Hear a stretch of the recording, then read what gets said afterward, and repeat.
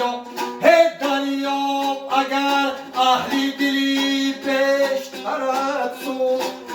چون غنچه‌ای نشکفته نسیم سحری راهی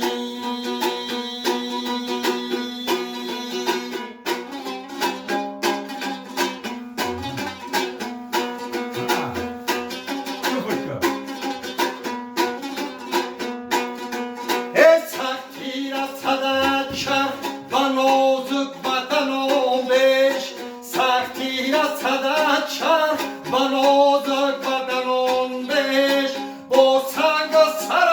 کار بود شیشه‌گری را